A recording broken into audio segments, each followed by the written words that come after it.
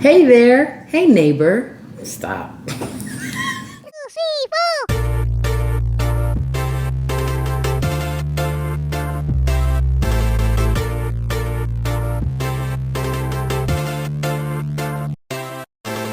Hey neighbor, I'm Kenna Moreland, and I'm just a mom next door.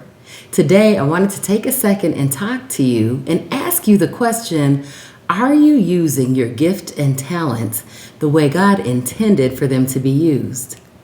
You know, I thought about this question, and what it reminded me of was that big moment that we all remember with Oprah Winfrey when she started handing out free things to the audience and they were so excited. I like to think, though, that she wasn't the first one to do that.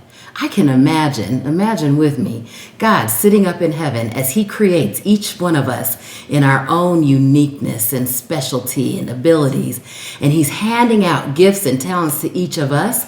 I'd imagine it looked a lot like that moment that we remember from Oprah.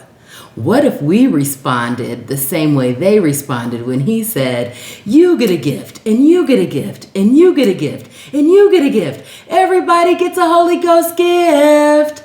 What if we responded like this? Boxes. Open your boxes. 1, 2, 3. You get a call. You get a call. You get a call. You get a call. You get a call. You get a call. You get a call. You get a call. Everybody gets a... Wouldn't that be something? Well, think about the parable in Matthew where there was a rich man that was giving out talents to the people that worked for him. Now, remember, in those days, talents were also a form of money that they used, currency, to build things, to increase their worth, etc.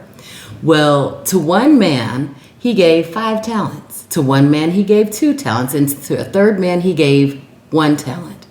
The man that he gave the 5 talents to and the man that he gave the 2 talents to, they went out, they used those talents, they invested those talents, they cultivated those talents, and they got a return on that investment. They both multiplied their talents by double what they had originally been given. The man with the 1 talent, though, he was afraid that he would lose that talent. So instead of using it, he went and took it and hid it. And he buried it in the ground so that no one could find it, so that it couldn't get lost, so that nothing could happen to it.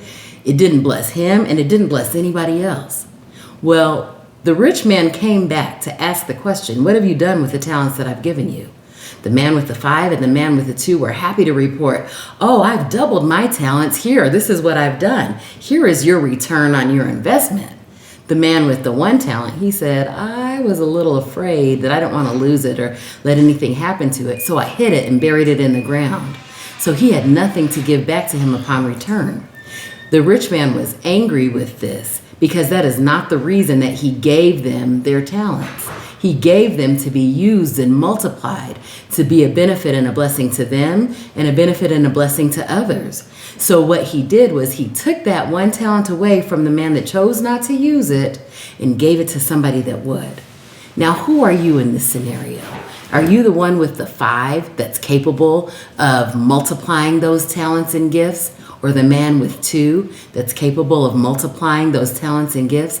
Or are you like the man with the 1 that's so afraid to use those talents and gifts that instead you've chosen to bury them in the ground?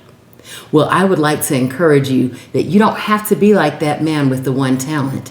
You can do the things that God has intended for you to do. Sometimes we have to overcome the fear.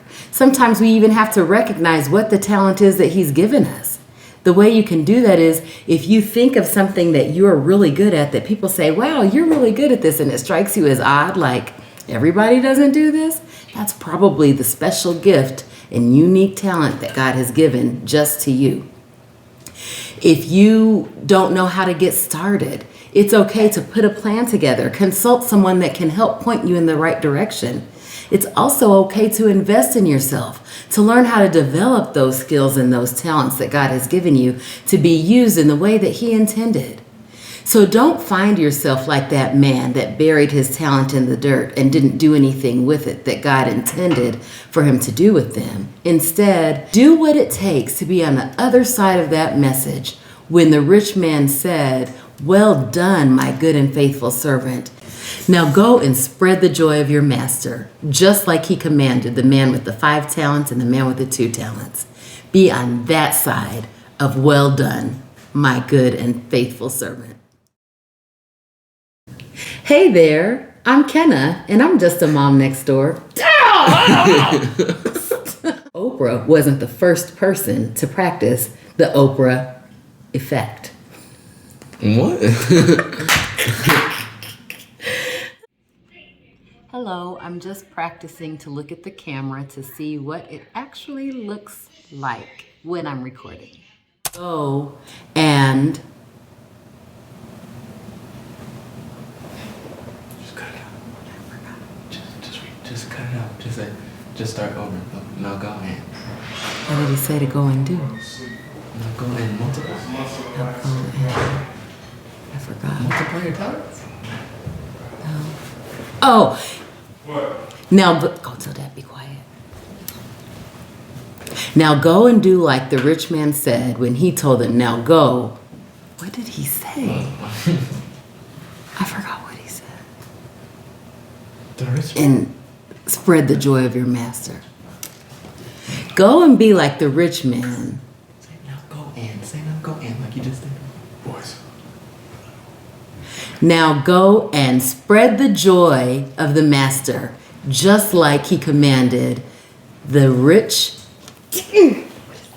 What am I trying to say? Oh. Wait, Kevin. Take it out. Stop it. What? Now go and spread the joy. Gosh, dang, it's over again. Huh? Now go in and don't look at me.